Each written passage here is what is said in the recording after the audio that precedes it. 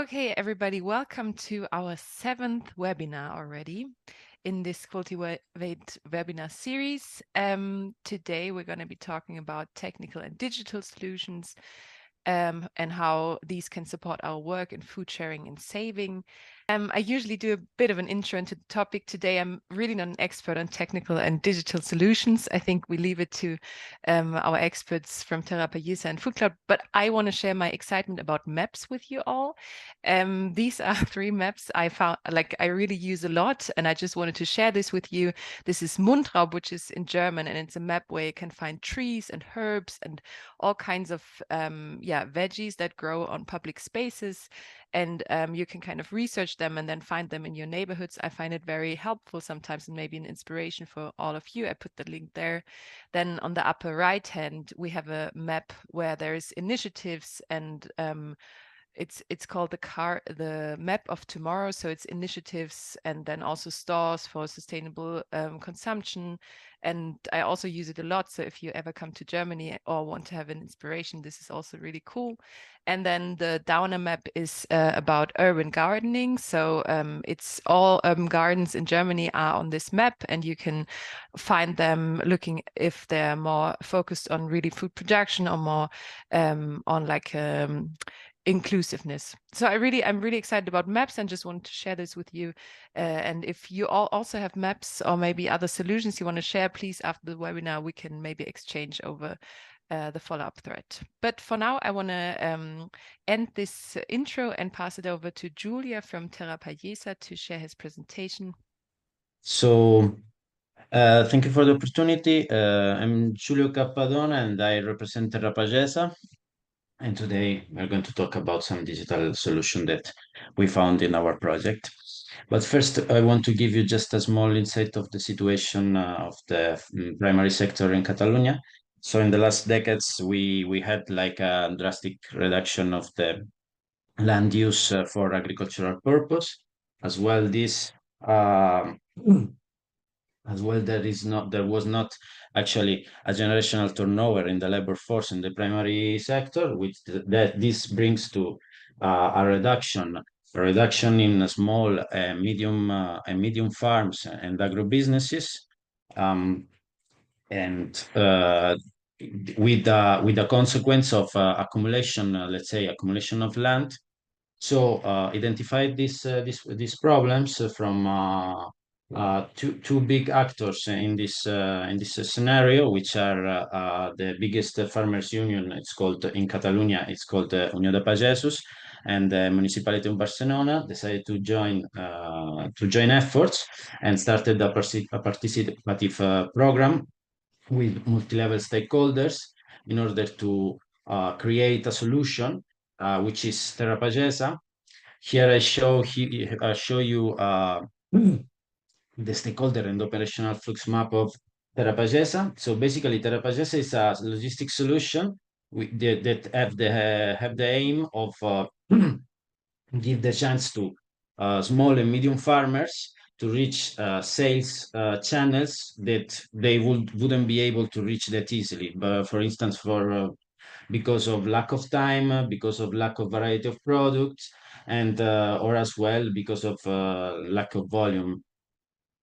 Here you can see like there are the farmers. These are some of the sales channels that we identified. As well, now we are developing like a relation with the school canteens. So in this purpose, the purpose of Terra Pagesa basically is just to take care of what is the logistic part. Of the logistic part, let's here, okay. Of the logistic part, and then to give the chance to have a direct relation between farmers and who are the buyers of these sales channels. So as well, this is done through an innovative online marketplace that we will have as a quick look just in the slide in the next slide. Then of course we have all the logistic facilities, so the warehouse and the last mile distribution.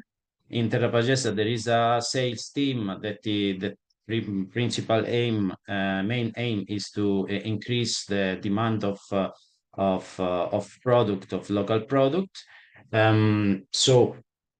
As well, we have like a traceability service which is really quite accurate. It goes through a QR code that I will show you during this presentation. That is one of our digital solution. But as well, the Terra Pagesa take care of all the logistic paperworks, and as well all the invoicing automatically, so to avoid to avoid the farmers to bother with as well these tasks. And at last but not least, there is a networking space that articulate through some periodical meetings between farmers and buyers, and as well some sales actions, sales concrete actions that puts in direct contact farmers and buyers. So let's have a look to the layout, to the interface of our marketplace. You can see here we are mocking here in that we are like a buyer from a corner shop, for instance. Here we can see like we have a lot. We have our different kind of products. You can clearly see here there is a picture, information of the name of the product, the producer, the minimum, the amount of the purchase. Just with a click, you can add it to your shopping cart. And here you can see, for instance, if the product is labeled like as organic or not. Here you have a filter, and like any kind of normal marketplace, then you go through your shopping cart, to your checkout. And here I highlighted three features, which are basically, here there are some things that I wanted to highlight that are like here the minimum amount of purchase possible. So in order to, in our case, we bought just 6 kilos of product with a minimum of 10. So in order to receive this product, we would have to buy a couple of kilos more. Here you have the information about the delivery date, and at the bottom you have the information of the total cost of the goods, okay, and then the cost, in order to be more transparent towards the buyer.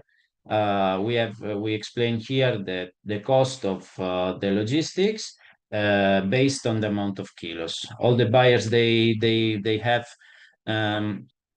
they know, they have in their hands the fares, but basically more kilos you buy, less is the cost per kilo of the logistics. Okay. Yes. So here now we did like a mocking of the first step, but then basically the operational pipeline will send an order to the farmers. The different farmers will bring the product, their goods, to the facility, to the warehouse, in which there will be prepared the order for the buyer. Then the buyer has two options, or to directly pick up the product in the warehouse that is placed in Barcelona in the Mercabarna, or otherwise to contract the last mile logistics provided by Terra Pagesa. This in order to provide the consumer with a local seasonal product, and thanks to our traceability, assure that the exact origin of the product. So now we will try to scan a code. If you will scan this code, this will bring you to just the general page of Terra Pagesa. But here you can see like our banner. This is a typical banner that we can put in the boxes in order to mark from where it comes, the product. So we can, clicking or scanning the QR code, you go to the page of the producer, You can see here the name of the farm or the name of the producer, the place where they produce the product. So here we see a picture, or maybe there are more sometimes, depending on the producer, on the farmer, from the field, the product, or the farmer itself. And this is a small short description made by the farmer itself. And here below you can find as well all the other kind of products that are present in Terra Pagesa, and then the buyers, they can acquire from this producer. But this kind of service, which is well, really accurate and nice for and transparent for the consumer, as a fixed cost, which for a young company like is Terra Pagesa, it's kind of important costs. Because there is a renting cost related to the printer, the specific printer for the kind of QR code, and as well there is a budget reserved for the implementation costs in the client shop. So for us, now we'll ask about the challenge. So for us, we consider our traceability kind of accurate, but we want to highlight, we want to know how can we highlight more the importance of this tool in order to give more added value to the products we sell and we distribute, and in order to be as well more transparent to the customer. Thank you for your attention. Do you have any question? That was really interesting. I'm really interested in the last mile logistics that you spoke about that you're providing. And I wondered, how do you kind of cost that, and what's the transportation methods that you're using? So what's the kind of cost for the customer to get that delivery aspect? Yes. So the customer, let's say, we are a B2B business. Okay. So like the customer are actually the buyers from the shops and the municipal markets or cooperatives and stuff. Here, and when I showed you the checkout shopping cart of the marketplace, below at the bottom right, there is like our actual cost. So there is like a fare of that has a minimum, and it's based on the kilos we transport in the last mile. So it's a fare based on kilos, and we do it through well, right now it's with conventional trucks and small carriers, but maybe in the future we will like go through renovation and on more sustainable and like electric transportation. But right now it's like normal combustible transportation. I have two questions. One is like, what is the demand from the shops that you're selling to? And the other is, do you have any plans to go to the end user? Like, would you ever go to being consumer facing? Well, the demand, we saw the beginning, we saw an increase of the demand, let's say, but this is all through the hard work of the sales team. Actually, there was a real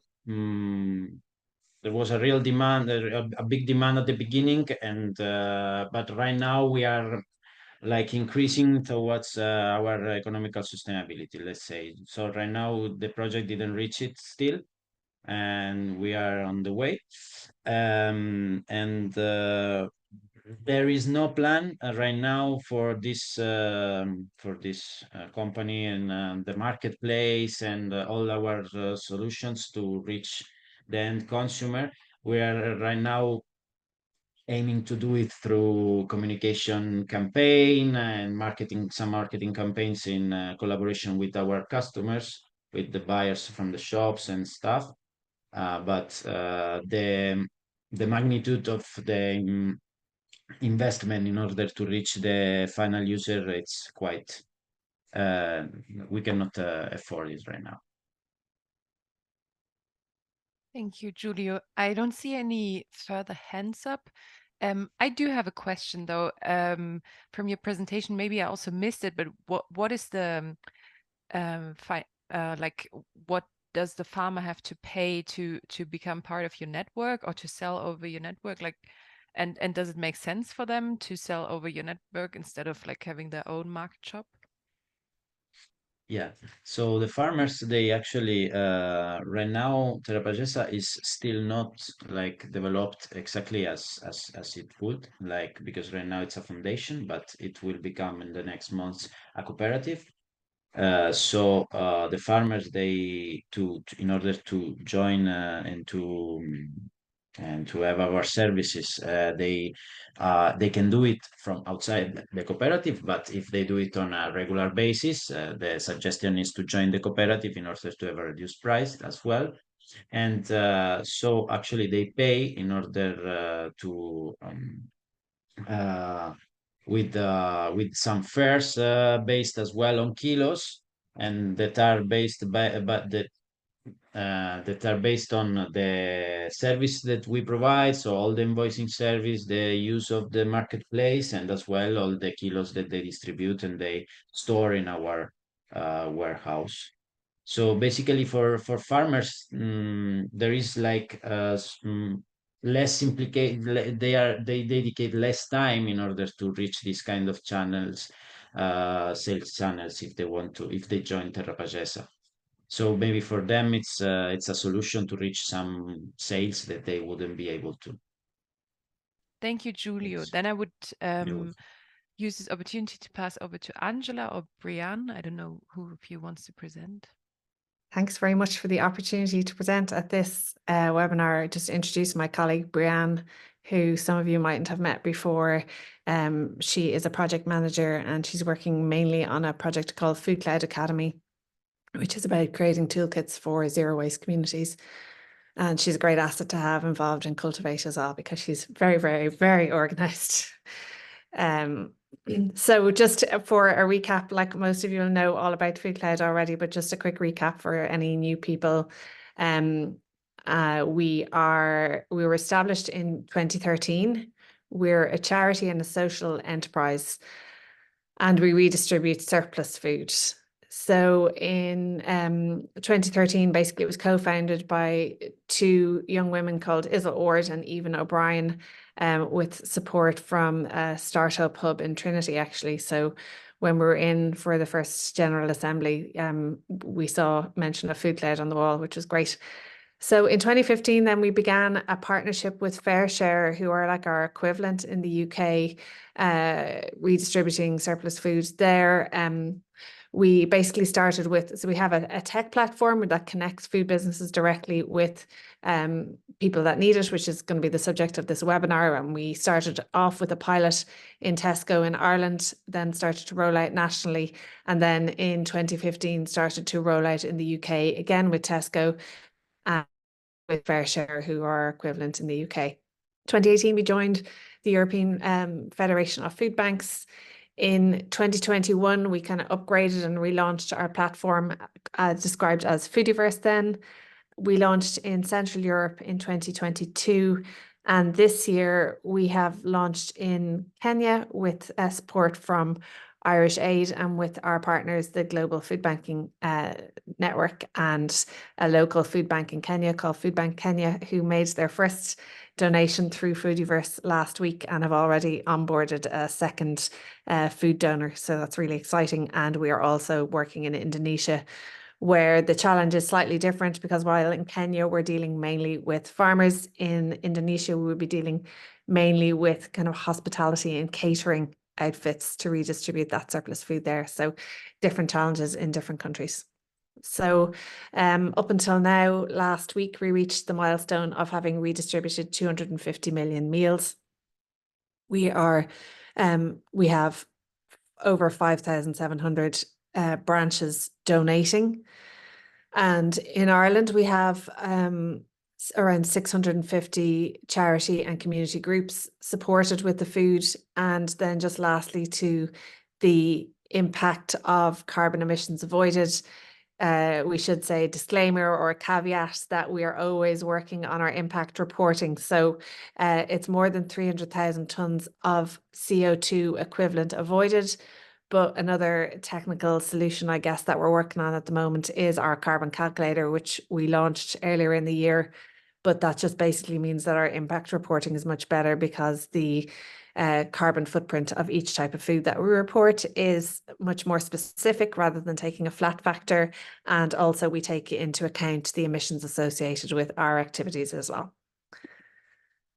So sorry, just before I go on then, just to say, so we have, as an overview, we have our Foodiverse technology, as I said, which is basically a tech platform that connects people with surplus food to those that need it, and which I'm going to be talking about next. And we also have our 3 hubs in Dublin, Cork and Galway. And again, I'll be talking about our technological solutions in the hubs.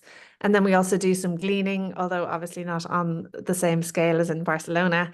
And we have a community kitchen near our offices in Tala where we make community meals, and we have contracts with Meals on Wheels groups in Dublin, so Dublin North Side, which and West.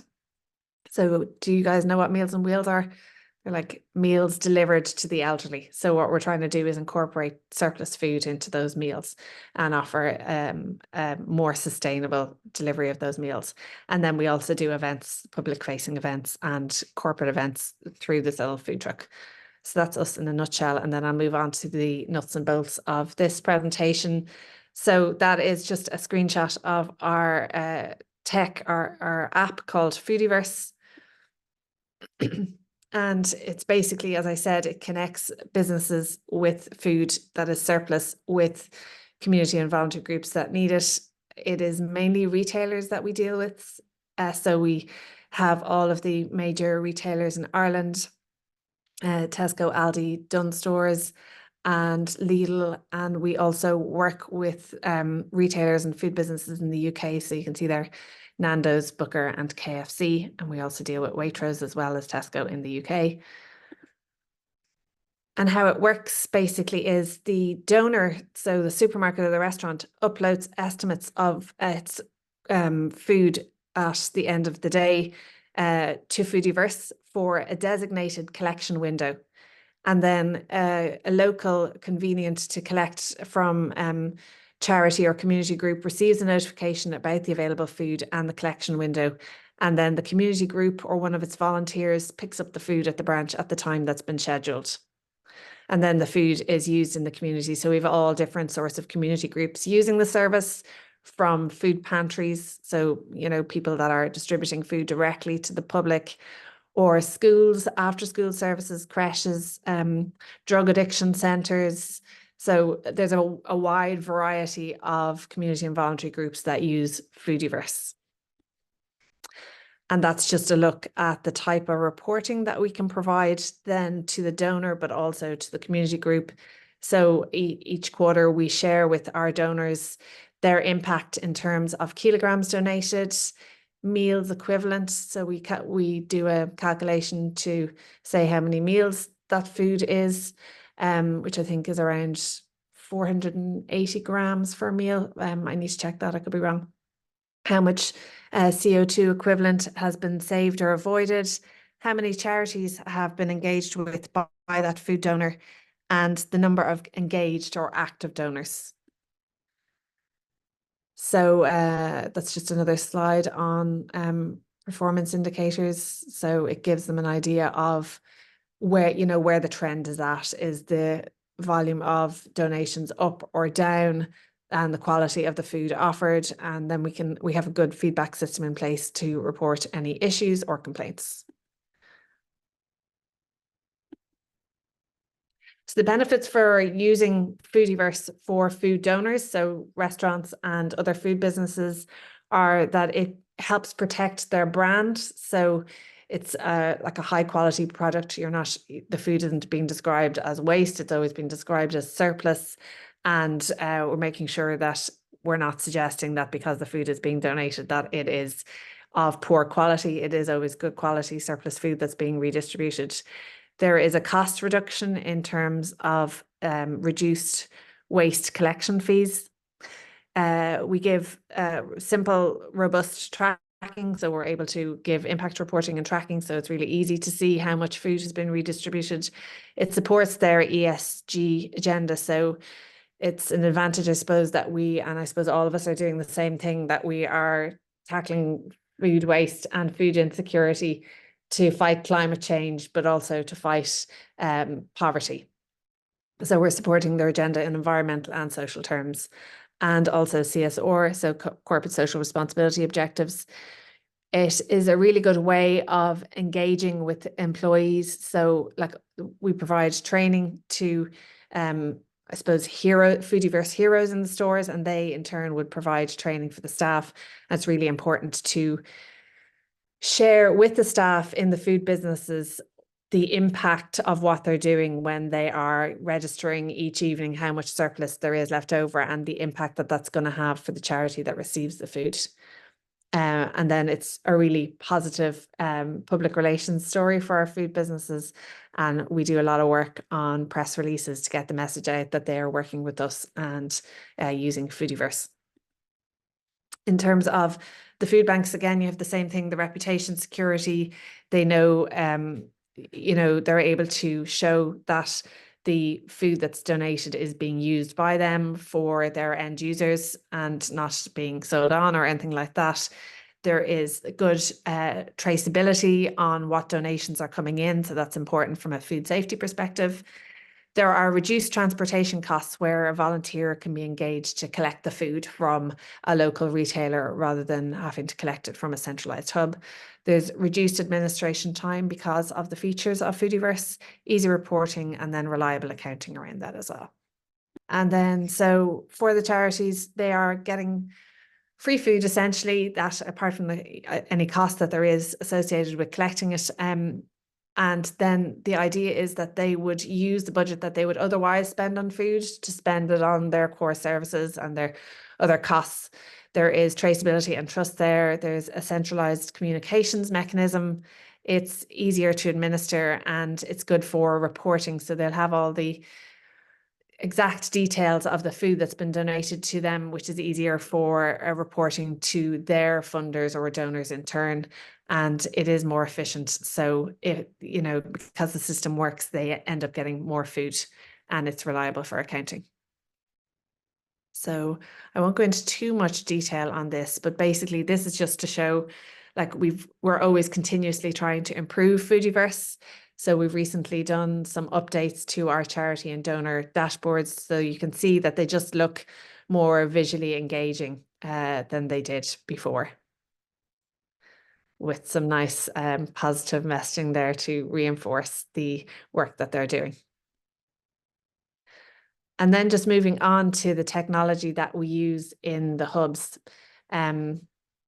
which is kind of a second aspect of where we're really believers in using technology as much as possible to make things more efficient so that we can amplify the impact of what we're doing.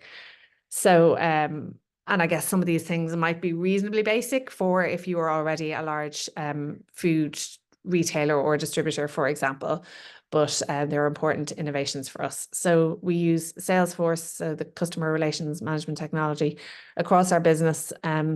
So to avoid duplication of, I suppose, data entries around our stakeholders. Then we also use a product called Business Central 365. We use Microsoft across our hubs. So Business Central 365 is basically a warehouse managing system. We use it in Cork, Dublin, and Galway, and it handles all our warehousing. We've just set up an e-commerce platform, so it's not going to be nearly at the same standard as the demonstration that we've just seen yet. And we only use it internally for now, so it's still in testing stage. And then finally, we use Power BI, which is another Microsoft product for data analytics and impact reporting. So it makes impact reports look really nice. The applications then in Goods In, so it's just much easier now that we have Business Central to manage our Goods In process. And I'll just very quickly show you what our current flow of goods in looks like. So at stage 1, we have a quality analysis check, and food is either checked in using Business Central or it goes to waste at that stage. If it is checked in, then it's either put into a sorting area or it is put away. It's uploaded onto our e-commerce platform. And then stage 4 is the picking. So when we get our volunteers into the warehouse or when we do the picking of orders ourselves,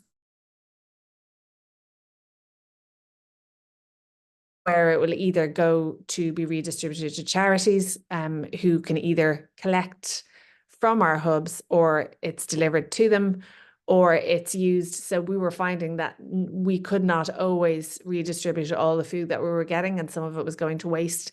So to try and reduce the amount of food that's going to waste, that's where Food Cloud Kitchen comes in. So what are the other ways that we can use that surplus and also showcase that surplus food can be spectacular? So I'm just going to go back here then. There's a bit of a delay on that. So we use the technology for goods in. We have integrations between Salesforce as the source of our customer and vendor data. And again, we use Azure, which is, I guess, cloud-based technology, again, a Microsoft product, which allows us to have a single source of data and helps us to identify where drift has occurred between the data that we've held on different systems. So we're now much more efficient. And we have also integrated, as I mentioned earlier on, that e-commerce solution building on Business Central to give us to give our ordering teams a simpler, familiar interface when placing orders for the community and voluntary organizations, which allows us to gather internal feedback, which then can go back in and improve the e-commerce platform before we roll out the e-commerce platform more widely to our charity and community partners. We've also already trialed the e-commerce self-service for internally. So, and then obviously the other application for technology is that we can now capture details more accurately and consistently, which includes using the most detailed product weights, because before we had to round each case of food to the nearest kilogram. Business Central allows us to convert between single cases and weights so that we can assign the actual weight to a product, meaning that our data is really, really accurate. And then, so let me just move on to picking. So picking also makes the technology also makes picking much more simple, because a colleague can pick the number of cases rather than having to convert weights to cases as they did previously. And picking using the tech hardware and the platform and process have meant that we are able to open up the picking routine to a wider pool of colleagues and also volunteers, whereas previously it would have just been a smaller number of people using it. So just like in terms of the benefits of implementing all of that technology in our hubs, because obviously at the start, it does seem like a lot of work to embed those systems in place, but it's in terms of goods in, it has created huge time savings, because before our manual handwritten goods in process could take products up to 24 hours to enter inventory and be available for charities to order. And obviously this is a huge problem where you have short dated products. In terms of manpower then, in our largest warehouse, the goods in process used to take 3 or 4 people, and it now just takes one person. So that's fantastic. And the speed in terms of time spent completing goods in, there is at least a 50% reduction in how much time it takes us. And then consistency. So every item Food Cloud received before Business Central was received in the same way, effectively as a new entry every time. And it was just really consuming, time consuming, with limited traceability and consistency. But now that's been eliminated by barcode scanning, which means that we set up the product once and then the product details are the same every time the item is captured. So that's really good. And then the integration of having Salesforce allows us to have a single source of data and helps us identify where there is drift in the data that we're recording between various systems. And hopefully the e-commerce platform will really allow us to speed up the convenience for charities when they're able to use that, and also reduce, I suppose, the amount of time that we spend on the phone working with community and voluntary organizations to take their orders on a weekly basis. And our reporting is now much more accurate and consistent, which includes using, as I mentioned earlier on, detailed product weights. and we can track product and activity across the operation, so we have much greater insights into the effectiveness of processes overall. And Power BI, which I mentioned earlier on, is the reporting platform for all of our physical operations and impact. And it just, when you're actually giving the impact report to our food donors, it looks really, really good. I mentioned benefits of picking earlier on, in that a wider pool of people have the opportunity to take part in the picking, including volunteers. So just like overall on the hub side, we've definitely seen significant benefits from moving to Business Central. Sound like an advertisement for Microsoft, but it really has been fantastic. And linking in with the other process and the CRM and e-commerce, and will make things much smoother, even though it is a serious piece of work that needs to be done. So you do have a more solid and stable and adaptable warehouse management system as a result of all the effort that we've put in on the tech side in the hubs. So I think that's it for my presentation, and just a recap on the challenges. Our strategy with Foodiverse, so our app, is to redistribute as much food as possible by sharing Foodiverse with the universe. And the question I'd like to ask is, which of the benefits of Foodiverse are the most important to highlight in order to be able to, I suppose, develop in new markets? So thanks very much. If you have any questions, let me know. How do you kind of manage the competition between the people who are picking up surplus food? You know, groups often have like their retailers that they have a better connection with and that they would go to firstly. And sometimes it's like who can answer it first gets to pick up, but that doesn't necessarily mean that's fair across the project. So I just wondered how that works with Foodiverse. Yeah, when we first started, and Bree, feel free to hop in if you have a better answer than I do. But when we first started, we used to just put up the donation, and it was like first come, first served. And obviously that doesn't work very well, and it's very messy. So there's an allocation system. So I think the charities are matched to the local supermarket, and they are given a collection window. And if they reject the offer, then it can be put up again, is my understanding of how it works. First of all, congratulations on the system. It's so robust, and it's just amazing when you show the timeline from 2013 until now, how you managed to expand as an infrastructure, but also scale to other places like Indonesia and Africa, which are culturally very diverse than our Europe, with the waste that we are producing here. I guess the question relates to this moment of scaling up and becoming more robust and absorbing more of a corporate, so to say, sponsorship.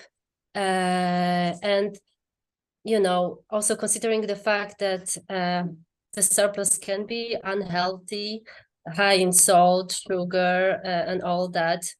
And of course, it links to donation system as a whole.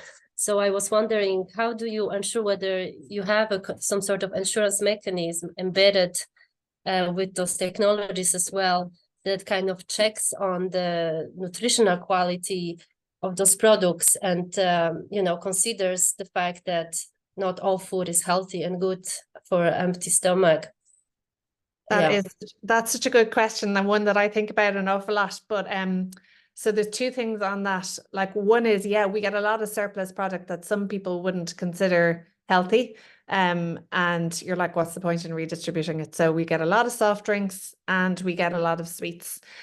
But for some of our community and voluntary organizations, they have a need for their users for those sweet things. So say if you have a drug addiction center, their end users actually really need that as a substitute to, you know, while they're coming off drugs. So that's one thing, but I realize it's not ideal if you end up in a situation when you're supporting surplus in that area. You want to be, you really want to be offering, I suppose, a range of appropriate foods to your end users, and not just ending up with the unhealthy ones. So one of the projects that we have in Ireland, and which is also really important in Kenya, is an agricultural recovery project. So we are actually paying farmers the cost of harvesting and getting to us grade 2, so wonky veg, that for which there is no market. So this for us at the moment is ensuring a large supply of really nutritious fresh vegetables. And we're delighted to be able to support and promote that as much as possible. But there, you know, you also have to consider the demand side of it. So in some cases, our community and voluntary organizations don't necessarily want, you know, maybe they're not equipped to deal with the raw whole vegetables. Maybe they don't have the kitchen resources to prep those meals, which is where our Meals on Wheels service, Community Meals, is going to come in. But also, you know, there is a point at which you reach a limit of how many veggies, how many potatoes and carrots and onions and things that people want. So it's a tricky one, but I think the agricultural recovery programs is a real way to be redistributing the nutritious food. And obviously that's a type of program that's available in other countries with different sources of finance or different ways of financing it, which is a really value. Like, we don't have a policy on only taking X% of nutritious food, of certain types of foods. I would like to see that implemented maybe in the future, but at the moment, I think with the agricultural recovery project, we're naturally getting access to more good, healthy, fresh produce. Julio, please go ahead. Yes, just to first of all, congratulations for the digital solutions. It looks really solid and really effective.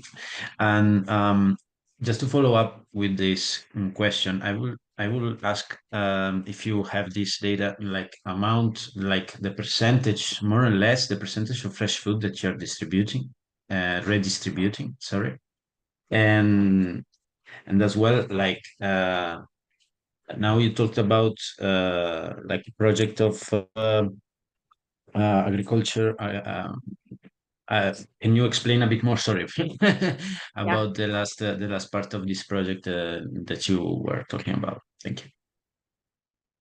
Thanks, Julio. Yes, we are able to break down between different product categories how much of different types of food. So like whether it's bread, dairy, meat, sweets, soft drinks, fresh produce, but I can't remember off the top of my head what it is. And if I go to try and look for it now, I'll panic.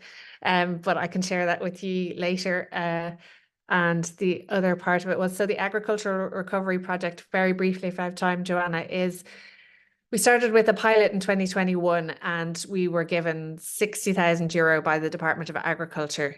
And the idea is that you pay producers of vegetables the amount it costs them to harvest and give the food to us instead of sending it to animal feed or leaving it in the ground.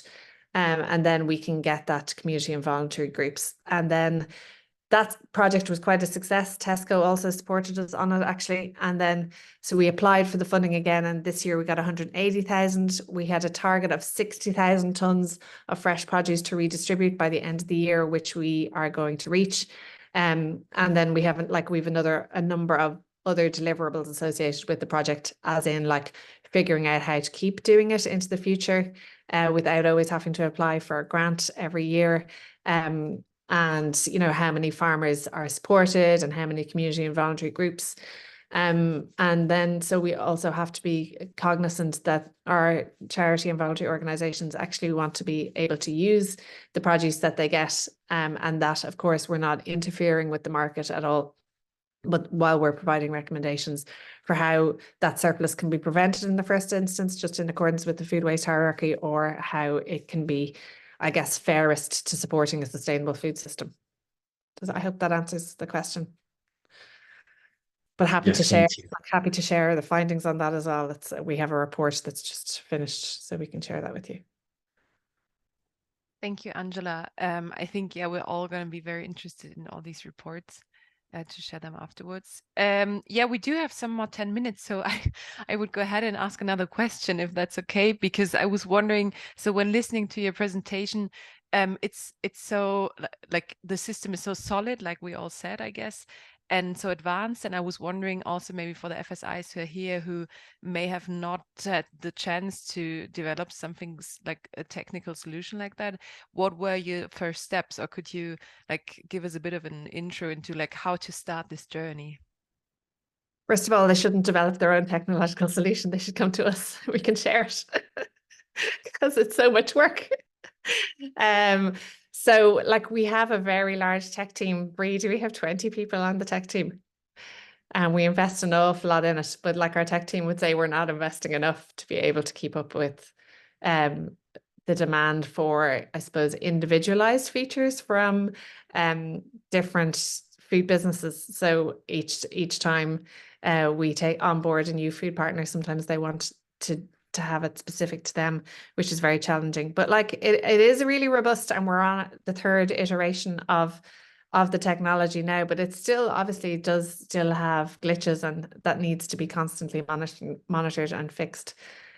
In terms of the steps of the journey, like I think the founders immediately realized when they did, so they were in college and they just hated food waste, and they just did one surplus food transfer from a local farmers market near where they lived to I think it was a youth group. And then they realized that they needed the technology to amplify what they're doing. So I think they were kind of early starters in this. There are some other tech platforms that do it, but we've been at it for a long time. So I suppose we've learned a lot along the way. The opportunity to go into the UK was really well. So first of all, the opportunity to do the pilot with Tesco in one store in Dublin was really fortuitous, because they kind of went with it sooner than, this is two people just in college suggesting this, pitching it to them, and they went with it, which is very brave. And then the opportunity to roll it out in the UK was massive, because there are so many Tesco stores in the UK. So that really, and then the opportunity in Central Europe is also because of Tesco. And then the opportunities in the developing countries, like I think there's huge potential there, because there's so much food loss at farm level because of supply chain difficulties, and there's no cold chain storage, and so a huge amount of food gets lost either before or after harvest. So we see that there's huge potential there in the future. But we are really interested in partnering with food banks or food sharing initiatives and food businesses in Europe. So like there has to be a balance between working in developed countries in Europe and working in less developed countries. I don't know if I answered your question at all. I just started rambling. No, thank you so much, Angela. And I think from what you said, I feel like if people want to reach out to you, I think they're welcome to, and maybe go into a bit more detail on the technical stuff. Okay, I don't see any further questions so far. So at this point, the webinar closes. Thank you very much for your attention.